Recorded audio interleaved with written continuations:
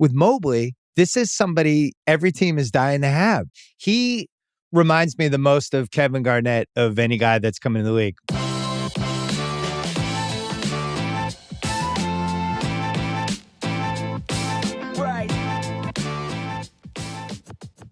Really quick, before I begin, if you guys can smash the like button for the YouTube algorithm, this seriously makes a huge difference to my videos and lets YouTube know to recommend this video to a brand new audience. So thank you so much for doing that, and let's begin. The reason I thought he should go first, and I'm going to take a victory lap because I think if we do the draft over again, he should go first, and he should just go first going forward unless he gets hurt. With Mobley, this is somebody every team is dying to have because not only can you go bigger with him, which they do with Jared Allen, but he can also be your small ball five and you don't lose anything. He reminds me the most of Kevin Garnett of any guy that's coming in the league. Mentality, personality, all that stuff. I'm not saying that.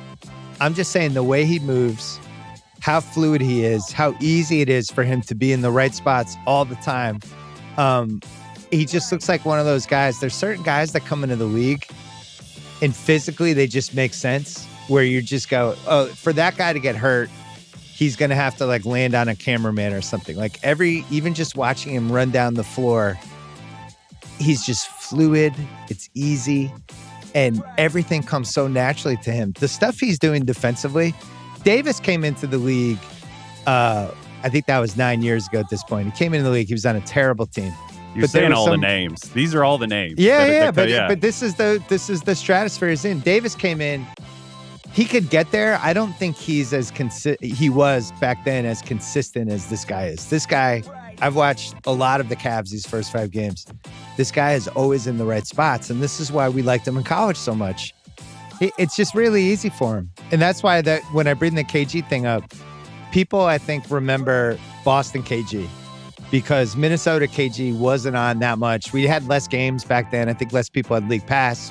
When KG was at his absolute apex, he just wasn't on TV that much, and we didn't have the same infrastructure. And by the time he got to Boston, I don't think athletically he was the same as he was early 2000s KG, when he just fixed every issue your team had on that side. But what's really, really, really fun about him on the offensive side, I think KG had this too from the get-go, is he's a really smart, like, creator. Like, have you noticed some of the passes he makes, from the high post or like little handoff passes or even his entry passes? Like he'll be, there are a couple times already this season, he's been on like near the 3-point line and Love's been posting up and he'll throw Love like a really nice entry pass. So that part's been a pleasant surprise for me because I couldn't get a feel for that watching all the footage of him at USC. The defense was so obvious at USC that he was special, but the offensive ingenuity, I'm delighted by. I really feel like this guy has KG potential. Like I don't say that lightly. It's not a hot take. I watched KG. I was there the whole time. I think this guy has the potential. I don't know if he has the fuck you mentality KG had, but I haven't seen him take a play off in any game I've watched with the Cavs. He's in the right spots all the time. His teammates are galvanized by what he's doing on both ends. Like you can tell his teammates think he's special. We have really not seen something like this since when Davis came in, right? Who was the last impact 4/5 who could come in right away and was ready? That's going to give you something on both ends. I mean, it's a very short list. Davis's first year, he was 13.5 and 8. Duncan, we can't compare because Duncan was a finished product when he came in the league. He had 4 years in college. But if you're just talking about the guys that are coming in after 1 year in college who are bigs, he's as advanced as anybody we've seen. This is the kind of territory we're talking about. It is completely improbable for a tall guy to come into the league with 1 year of college under his belt and be as good defensively and as an all-around player as this guy is already. Hey everybody, welcome back to Sports 360. That was Bill Simmons and Jay Coleman from the Bill Simmons podcast talking about Cleveland Cavaliers rookie Evan Mobley.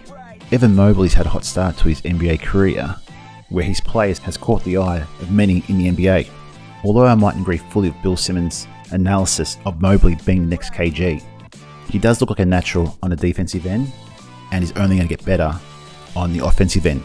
What do you think, guys? Does Mobley have the potential to be the next KG? Leave a comment down below and let me know what you think. Even though it's only early on in his NBA career, when you compare his stats in his first 5 games compared to other Hall of Famers and future Hall of Fame big men, his numbers do compare. After 5 games, he averages just under 14 points on 50% shooting and 8.5 rebounds per game. His numbers are better than a long list of NBA greats. His numbers beat Charles Barkley, Karl Malone, Dirk Nowitzki, Kevin Garnett, and Chris Bosh. And his numbers only fall behind Tim Duncan, one of the all-time greats, who averaged 14 points on 54% shooting and 12 rebounds per game. What a legend. Alright guys, that'll wrap up today's video. If you like this video, please hit the like button. It really helps my videos out. If you like this type of content, please subscribe, and I'll see you in the next video. Cheers.